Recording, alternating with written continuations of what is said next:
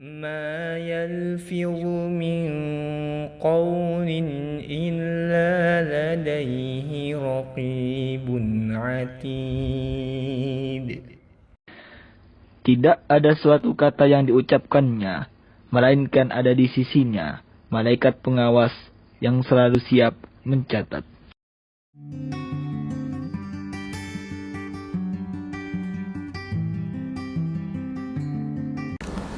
Bismillahirrahmanirrahim. Assalamualaikum warahmatullahi wabarakatuh. Alhamdulillahirrabbilalamin. Wassalatu wassalamu ala ashrafil anbiya wal mursalin wa ala alihi wa ashabihi ajma'in, amma ba'd. Ma'asyiral muslimin wal muslimat rahimakumullah. Alhamdulillah, bersua kembali kita dalam kajian renungan tentang berbagai macam hal yang terkait dengan hikmah daripada kita melaksanakan perintah-perintah Allah Subhanahu wa Ta'ala. Kali ini kita akan membahas dan mengkaji tentang hikmah dari sejarah kurban. Kali ini kita akan menuai, kita akan menggali, kita akan mendapatkan, belajar tentang bagaimana cara mengambil hikmah dari sejarah ibadah kurban.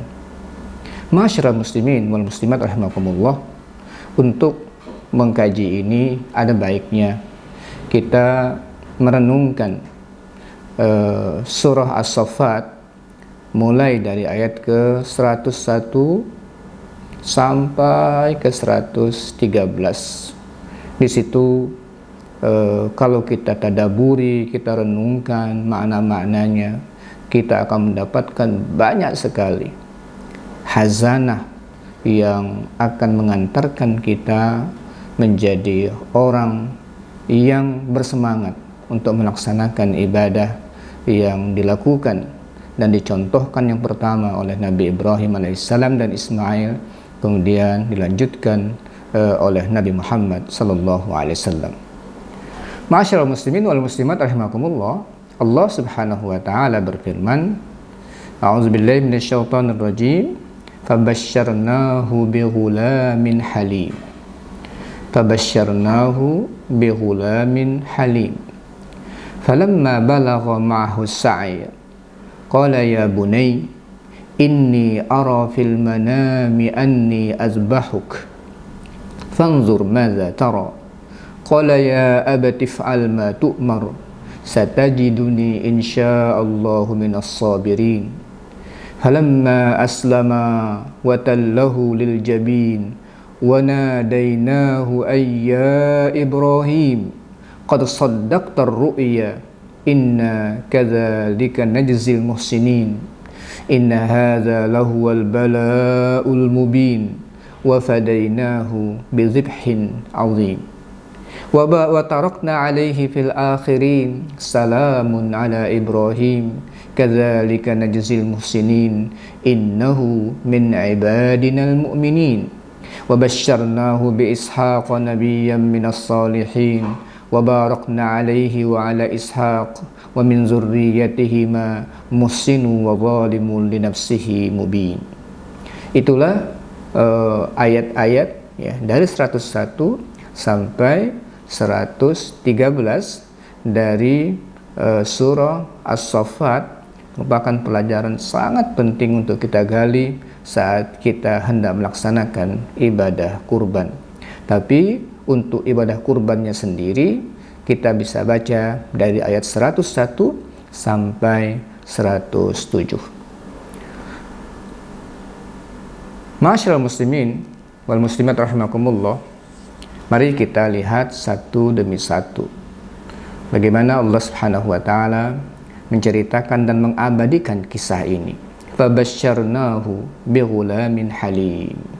Fabasyarnahu bighulamin halim. Maka kami beri kabar gembira kepadanya, yaitu kepada Nabi Ibrahim alaihissalam, dengan kelahiran seorang anak yang halim. Kami berikan kabar gembira kepadanya, yaitu kepada Ibrahim, seorang anak, akan lahirnya seorang anak yang halim. Ini kisah ya, yang diberikan dan disampaikan oleh Allah Subhanahu wa taala kepada kita di dalam Al-Qur'an. Allah kabarkan kepada Nabi Ibrahim bahwa beliau akan mendapatkan anak, dikaruniakan anak di usia beliau yang sudah cukup tua, seorang anak yang memiliki sifat halim, Nah tentunya ya, kalau kita ingin melihat apa makna halim itu adalah ta'anni, tidak tergopoh-gopoh, orangnya itu jeli, orangnya itu tidak terburu-buru memutuskan sesuatu, kemudian bijak, hakim, orangnya suka belajar, penuh dengan kesabaran, akhlaknya bagus, dan mengumpulkan berbagai macam keutamaan. Itu halim. Kemudian dia mampu untuk mengambil hati manusia sehingga dia mahbub, dia disenangi di kalangan manusia. Dan Allah Subhanahu wa taala anugerahkan nanti Nabi Ibrahim seorang anak yang halim itu, yang orangnya tidak tergesa-gesa, dia mampu memutuskan masalah dengan sebaik-baiknya, bijak dalam menentukan, suka belajar dan sebagainya sebutkan tadi itu. Dan ini tidak muncul tiba-tiba. Ini pasti muncul beriring dengan semakin matangnya seseorang. Ini gambaran juga bahwa Allah akan karuniakan kepada Nabi Ibrahim seorang anak, yang anak ini tidak akan diambil, tidak akan diwafatkan pada masa kecil, tapi dia akan besar dan memiliki sifat yang halim seperti ini. Nah, ini oleh Allah Subhanahu wa taala dikabarkan dan diberikan informasinya kepada Nabi Ibrahim. Dan apa yang Allah kabarkan tentunya adalah kebenaran yang pasti. Lalu lahirlah seorang anak yang bernama Ismail. Lalu dalam surah As-Saffat ini tidak dikabarkan bagaimana pertumbuhannya, tapi dalam ayat yang lain digambarkan bahwa Ismail nanti akan lahir dan akan besar, ya. Ismail akan besar di Makkah, ya, akan besar di Makkah bersama ibunya. Nah, falamma balagha ma'ahu sa'ya, ketika telah sampai bersama Ibrahim ini telah sampai anak ini di usia yang as-sa'i, sudah mampu bekerja, sudah nggak ngerepotkan lagi. Bahkan ada ahli tafsir mengatakan usianya pada saat itu adalah 13 tahun. Lalu Nabi Ibrahim alaihissalam mendapatkan ujian yang sangat berat. Pada saat itu beliau bermimpi, dan ada yang mengatakan mimpinya itu berulang kali sampai 3 kali, bahwa beliau diperintahkan oleh Allah untuk menyembelih anaknya yang bernama Ismail ini. Menyembelih anaknya yang bernama Ismail ini. Nah, ketika mimpi itu yang diyakini oleh beliau adalah wahyu, maka Nabi Ibrahim sampaikan kepada Ismail, "Ya bunai, qala ya bunai, inni ara fil manami anni azbahuk." Wahai anakku, dengan bahasa ya bunai, bahasa kesayangan, aku melihat dalam mimpi aku menyembelihmu. Fanzur maza tara, gimana pendapatmu wahai anakku? Gimana pendapatmu? Jadi Nabi Ibrahim tidak menggunakan kekuasaan dia sebagai orang tua atau mengatakan ini mimpi bapakku, aku ini nabi, maka kamu nggak bisa ngelak. Tidak seperti itu sosialisasinya, sampaikan. Pendapatmu seperti apa?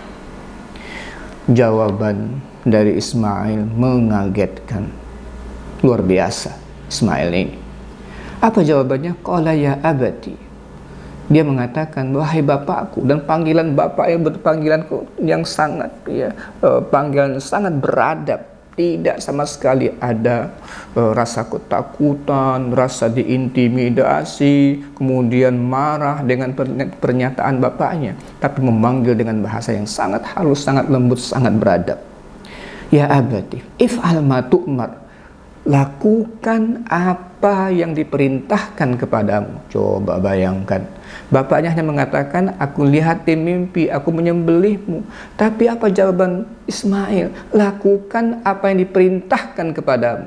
Paham betul Ismail bahwa mimpi bapaknya itu bukan sekedar mimpi, tapi itu wahyu dari Allah dan perintah dari Allah. Anak cerdas, anak yang halim, betul-betul terwujud. Nah ini disebutkan dalam Al-Quran, satajiduni insyaallah minas sabirin, engkau akan menemukan aku insyaallah termasuk orang-orang yang sabar menghadapi apapun kenyataan hidup sesuai dengan perintah Allah ini. Nah akhirnya setelah Nabi Ibrahim yang memang sejak awal diperintahkan oleh Allah, aslim, wala aslamtu lirabbil alamin, kamu berserah diri kepada aku. Tanpa ragu-ragu Nabi Ismail mengatakan, aslamtu lillahi rabbil alamin, aku akan berserah diri kepada Allah, Tuhan sekalian alam. Jadi memang Nabi Ibrahim ini orangnya luar biasa. Dia mantap betul untuk mewakafkan dirinya, berserahkan dirinya hanya kepada Allah Subhanahu wa taala. Nah, di antaranya bukti bahwa dia berserah diri kepada Allah adalah pada saat mendapatkan mimpi untuk menyembelih anaknya. Nah, maka ungkapan ini pun muncul dalam Al-Quran, falamma aslama, ketika keduanya sudah aslama. Kata-kata aslama itu ya menyerahkan diri, menundukkan diri. Dalam tafsir dikatakan Ibrahim ya sudah menyebut nama Allah, kemudian Ismail bertasyahud, karena sunnah perintahnya, kewajibannya adalah ketika hendak menyembelih itu harus menyebut nama Allah, dan ketika meninggal harus menyebut nama Allah. Ibrahim menyebut nama Allah, kemudian Ismail bertasyahud, itu namanya aslama. Dia keduanya berserah diri. Ada juga yang mengatakan ketika keduanya sudah pasrah, menyerahkan semua urusan pemerintah ini kepada Allah Subhanahu wa taala. Semuanya keduanya sudah ridho, bahkan ibunya yang nanti pasti akan merasa kehilangan anak yang sudah menjadi harapan ini, nanti bapaknya pun kembali ke Syam lagi, lalu hidup pun sendiri. Tidak, semuanya sudah menyerahkan diri karena ini adalah perintah dari Allah Subhanahu wa taala. Falamma aslama, ketika keduanya sudah berserah diri, watallahu lil jabin, watallahu lil jabin, kemudian Ibrahim baringkan anaknya ke atas pelipisnya ya, untuk melaksanakan perintah Allah ini. Ya, sudah dibaringkan seperti memang ingin memang pada seperti proses untuk melakukan penyembelihan. Lalu ketika ya sudah hendak dilaksanakan ya, persis seperti hendak menyembelih itu, semua sudah dibaringkan, Ismail sudah dibaringkan, kemudian tangan sudah berada di posisi untuk menyembelih, lalu datang suara, wa nadainahu ayya Ibrahim, kami panggil dia, Ibrahim, qad saddaqtar ru'ya, kamu telah membenarkan mimpi, yang mimpi itu adalah wahyu dariku. Inna kadzalika najzil muhsinin, sungguhnya kami demikianlah kami akan membalas orang-orang yang melakukan perbuatan yang baik. Inna hadza lahuwal bala'ul mubin, ini betul-betul bala, ini betul-betul ujian. Ya, ini betul-betul ujian yang sangat nyata yang Allah Subhanahu wa taala timpakan, yang Allah Subhanahu wa taala berikan kepadamu. Lalu dengan kesungguhan Nabi Ibrahim itulah maka Allah Subhanahu wa taala ganti wa fadainahu bizibhin azim, lalu kami tebus Ismail itu dengan sembelihan yang besar. Inilah sejarah yang pertama ya, sejarah yang diabadikan oleh Allah Subhanahu wa taala di dalam Al-Qur'an tentang berkurban itu. Ma'asyiral muslimin wal muslimat rahimakumullah. Banyak pelajaran yang bisa kita ambil dari sejarah kurban ini, dari kisah kurban ini. Yang pertama adalah tentang ketaatan total Nabi Ibrahim alaihissalam terhadap perintah Allah. Begitu juga dengan anaknya, diturunkan kepada anaknya. Begitu juga dengan istrinya, ketaatan total ingin melaksanakan perintah Allah Subhanahu wa taala. Ini luar biasa, dan ternyata ketaatan total itulah yang mengangkat derajat tertinggi Nabi Ibrahim alaihissalam sampai hari ini. Kalau kita bersolawat, nama beliau selalu kita sebut bersama dengan Nabi Muhammad sallallahu alaihi wasallam. Allahumma salli ala Muhammad wa ala ali Muhammad kama sallaita ala Ibrahim wa ala ali Ibrahim. Selalu kita panjatkan salawat kepada beliau selain kita bersalawat kepada Nabi Muhammad sallallahu alaihi wasallam. Diangkat oleh Allah derajatnya karena betul-betul total berserah diri, sehingga Allah angkat derajatnya yang setinggi-tingginya. Kemudian yang kedua, dari sini juga kita bisa mengambil pelajaran ketangguhan seorang bapak yang bernama Ibrahim menghadapi berbagai macam ujian dan cobaan. Dan di antara yang paling berat adalah diperintahkan untuk menyembelih anaknya yang sudah sangat-sangat diharapkan mampu membantu, mampu untuk bekerja, dan sudah diharapkan banyak sekali dari beliau, dari Ismail ini.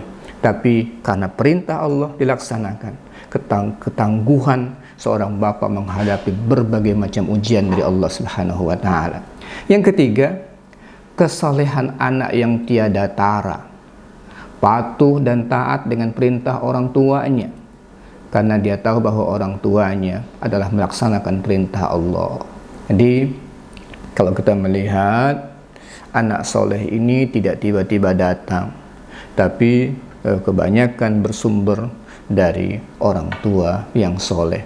Nah, kepatuhan seorang anak ini adalah dambaan kita semua. Kemudian yang keempat juga ketegaran seorang istri menemani suami yang selalu melaksanakan perintah Allah dalam keadaan apapun, kemudian mampu mengasuh anak dalam kondisi sesulit apapun sebagai amanah dari Allah Subhanahu wa taala. Sangat wajar, maka lahirlah generasi-generasi tangguh setelah itu, dan di antara keturunan ini nanti akan lahirlah seorang nabi, diutuslah seorang nabi akhir zaman, yaitu Nabi Muhammad sallallahu alaihi wasallam. Ma'asyiral muslimin wal muslimat rahimakumullah. Oleh sebab itu, kalau kita melihat dari sejarah kurban ini, ada kata kunci yang hendak kita ambil sebelum kita berkurban nanti, yaitu menyerahkan diri secara total kepada Allah Subhanahu wa taala. Kalau Allah sudah perintahkan, maka serahkan diri secara total bahwa ini adalah perintah Allah, saya akan laksanakan. Nah, jadi inti daripada kurban adalah kesiapan diri untuk melaksanakan perintah Allah Subhanahu wa taala, apapun perintahnya. Jadi sebenarnya kurban itu bukan darah dan bukan dagingnya yang sampai kepada Allah, tetapi ketakwaan kita itulah yang akan dinilai oleh Allah Subhanahu wa taala. Dalam surah Al-Hajj ayat 37 ditegaskan itu oleh Allah Subhanahu wa taala, la yanalallaha luhumuha wala dima'uha walakin yanaluhu taqwa minkum.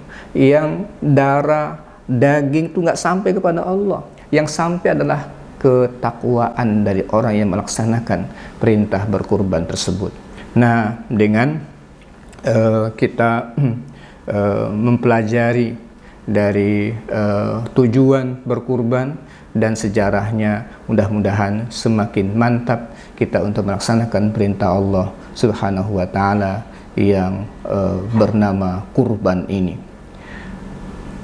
Ma'asyiral muslimin wal muslimat rahimakumullah, sebagai kata penutup kami ingin sampaikan bahwa dalam sejarah hidup Berkorban adalah satu-satunya cara meraih cita-cita.